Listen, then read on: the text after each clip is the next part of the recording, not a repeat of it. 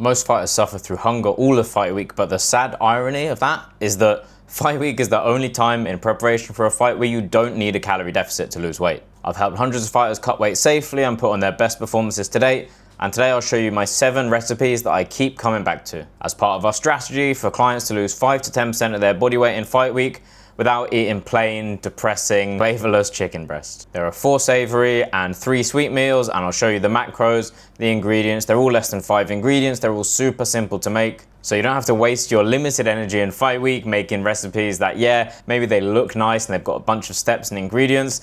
Makes for a good Instagram post, but actually it just drains your energy at a time when you have very limited energy to spare anyway. So they'll be brutally simple and incredibly effective for your weight cut. These meals are ideal for a weight cut or a weigh-in with a 12 to 36 hour recovery window, so mostly day before weigh-ins, or occasionally if you weigh in really early in the morning and then fight late in the evening, it could technically be same day, but like a 12 plus recovery hour window. So eat these meals in the final 5 to 7 days before your fight and you'll lose multiple kilograms or pounds before you've even thought about sweating in the bath or the sauna. Get your weight cut food wrong and your weight will barely drop in fight week. You'll be left suffering in the sauna or the bath, trying to sweat out that weight that could have easily been lost with a few small diet changes. And a quick aside, if you do want to work with me to take all the stress out of your weight cutting, to be sure that you're stepping back in that ring or cage 100% of your true fighting capability, there'll be links below to get your personalized fight camp, fight week, or performance-focused fat loss plans, as well as my individual support. Now, all of these recipes I'm going to show you today hit every one of our needs for a 12 to 36 hour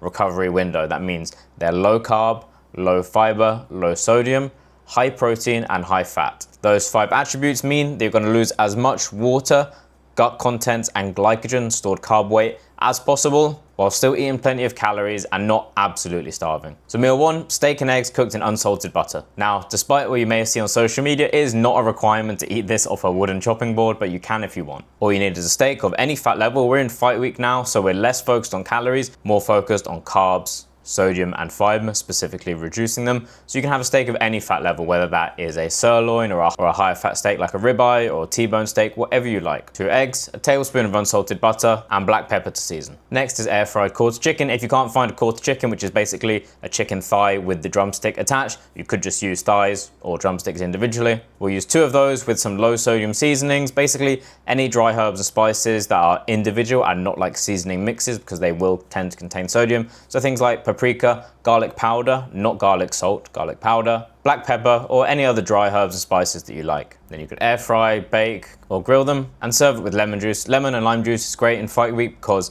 it doesn't contain any sodium, any fiber. It's basically sour water, but it makes a great complement to proteins. So you're not just having them dry on their own, because realistically sauces are very limited in fight week because most of them are high in sodium. So that's where dry herbs and spices and lemon or lime juice can help to boost the flavor profile without sacrificing the effectiveness of our fight week weight cut. On the theme of citrus flavored things, chili lime salmon is the next recipe.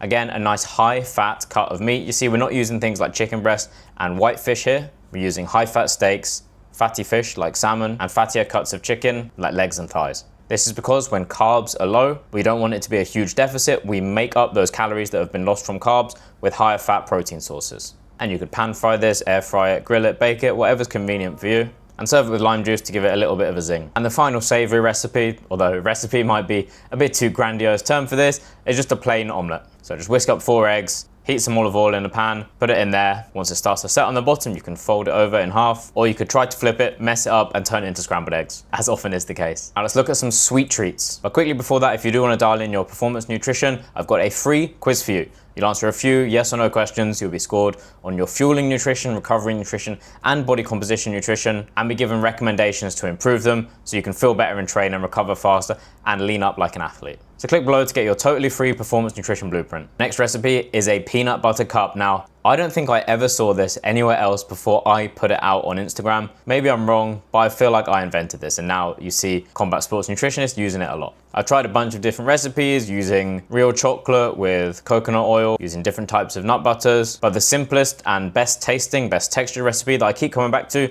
is just half and half ratio. I typically use 25 grams of either Nutella or Biscoff, and then smooth peanut butter or cashew butter. Ideally, the lowest sodium brand you can find. Now to do this, you'll just get a little cupcake case or a similar container, put the peanut butter in, put the Nutella in, and then stick it in the freezer to harden up. You can always microwave it for like 5 to 10 seconds to soften them up a little bit, but it's not always needed. Stick it in the freezer for a few hours and it's ready to go. It makes a great pre-training snack or a little pre-bed treat. Next is a protein yogurt bowl. This is great for vegetarian clients. As you can see, a lot of the Fight Week recipes are basically just meat and eggs. So it's a little bit trickier if you're a vegetarian, and much, much trickier if you are a vegan, and then even eggs and yogurt are off the menu.